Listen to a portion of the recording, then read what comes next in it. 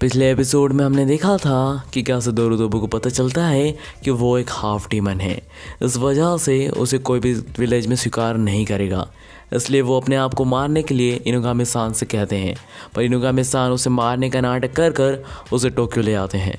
और अब आगे एपिसोड 2 की शुरुआत में हम दोरोतोबू को देखते हैं, जिसे इनुगामी-सान ने अपने घर पे ले आए हैं और पहनने के लिए कपड़े भी दिए हैं। फिर दोरोतोबू इनुगामी-सान के दिए हुए कपड़ों को पहनने लगता है और वो कपड़े पहन ही रहा होता है कि उसे कुछ बच्चों की शोरगुल की आवाज़ आती है, जो कि दरवाजे की उस तरफ से आ रही थी। फिर वो दरवाजे की तरफ देखने ही लगता है कि 2 बच्चे उस दरवाजे से बाहर निकलते हैं और दोरोतोबू को हैरानी से देखकर कहते हैं कि आखिर तुम कौन हो। और इन्हीं शब्दों के साथ हमारा सीन शिफ्ट होता है और हम देखते हैं इनुगामी-सान को, जो कि कह रहे होते हैं कि सबसे पहले कि तुम सब दोस्त हो और मैं तुम सबको इंट्रोड्यूस करता हूँ। सबसे पहले मैं एक डिटेक्टिव हूँ और मैं किमोनो और इंसान दोनों की समस्या सॉल्व करता हूँ। ये सिकी है, ये अकीरा है और जो नया लड़का आया है वो दोरोतोबू है। इनुगामी-सान इंट्रोड्यूस कर ही रहे होते हैं कि सिकी उनकी बात को काट कर कहता है कि क्या ये लड़का हाफ डीमन है।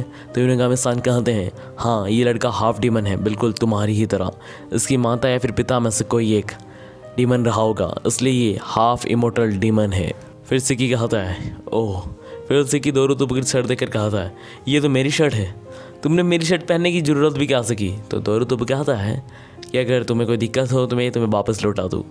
तो सिकी कहता है कि मैं किसी के भी पहने हुए कपड़े दोबारा नहीं पहनता। यह कहकर सिकी वहाँ से चला जाता है। उसके बाद अकीरा सिकी की तरफ से माफ़ी मांगते हुए कहता है कि तुम उसकी बात का बुरा मत मानना, मैं उसके बदले में तुमसे माफ़ी मांगती हूँ। यह सुनकर दोरोतोबू कहता है कि तुम बहुत प्यारी लड़की हो अकीरा।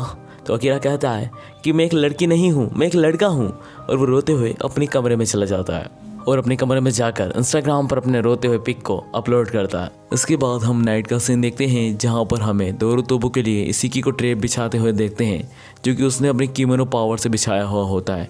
और फिर हम देखते हैं कि दोरोतोबू उस ट्रेप में फंस भी चुका है। फिर सिकी दोरोतोबू से पूछता है कि आखिर तुम यहाँ कैसे आए।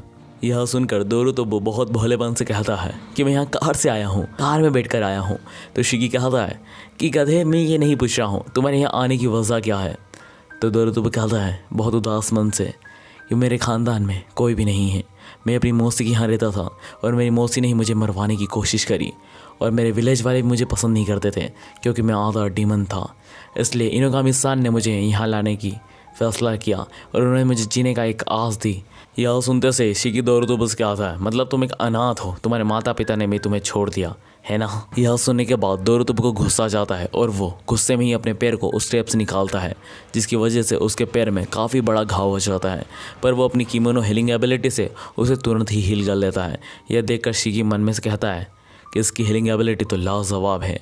फिर सिकी से दोरोतोबू कहता है मैं अनाथ नहीं हूँ, मेरे माता पिता मुझे लेने एक दिन आएंगे। यह सब कहने के बाद दोरोतोबू वहाँ से चला जाता है। इस सीन के बाद हमें दूसरे दिन इवनिंग का सीन दिखाया जाता है, जहाँ पर इनुगामी-सान कह रहे होते हैं कि अकीरा और सिकी, आज तुम दोनों को बताना होगा कि असली कीमोनिस्ट का क्या काम होता है दोरोतोबू को। और फिर इनुगामी-सान कहते हैं क्या तुम सब रेडी हो।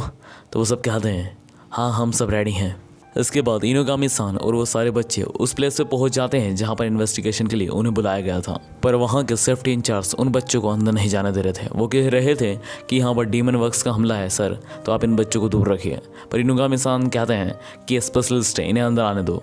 इसके बाद हमें उस घर का अंदर का सीन दिखाया जाता है, जहाँ पर हम देखते हैं कि 2 बच्चे रो रहे होते हैं क्योंकि उनकी माँ और उनका छोटा भाई उस कमरे में अंदर हैं।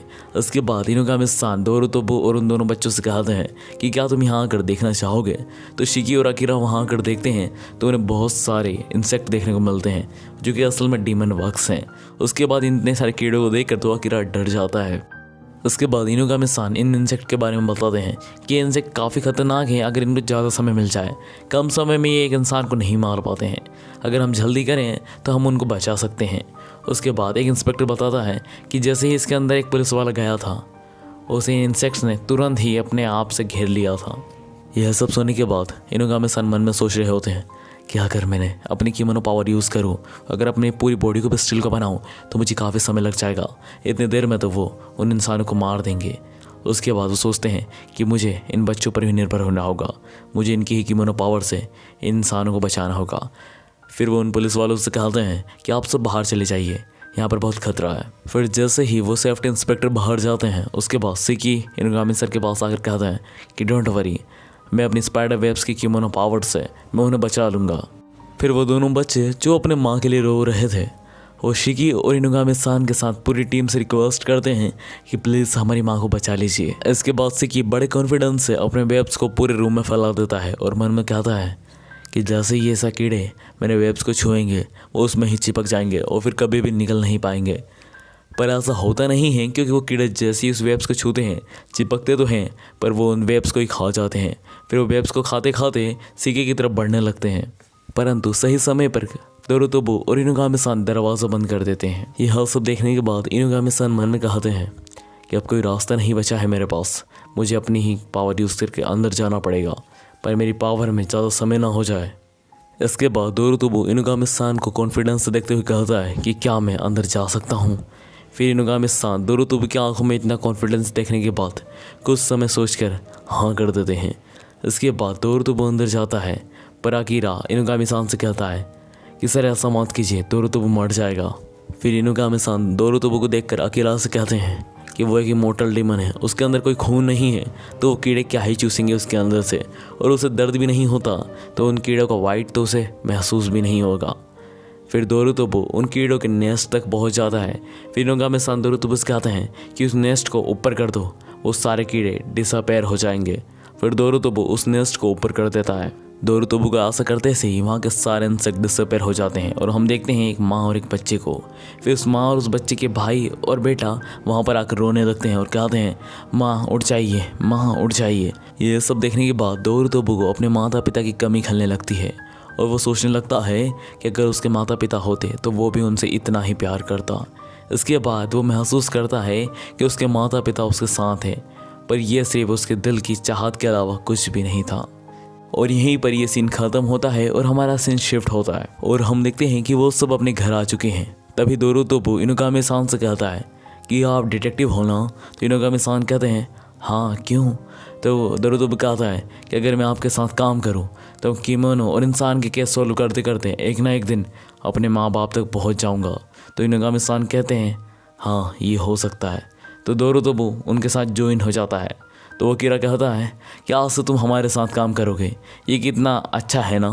और इसी के साथ हम रात का सीन देखते हैं जहाँ पर हम सिकी को देखते हैं जो कि दोरुतोबू से कह रहा होता है वैसे तो मैं तुम्हें पसंद नहीं करता, पर अगर तुम्हें सोफे में सोने में दिक्कत आ रही है तो तुम मेरे साथ मेरे बेड पर सो सकते हो, वहाँ पर तुम्हें अच्छी नींद आएगी। सो गाइस हमें यहाँ पर पता चलता है कि सिकी भी दोरुतोबू को पसंद करने लगा है।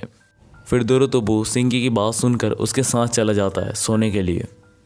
और इधर हम देखते हैं इनुगामी सान को जो कि किसी लेडी से बात कर रहे होते हैं कि मेरे पास एक डीमन बॉय है और स्पेशली उसके पास लाइव स्टोन भी है।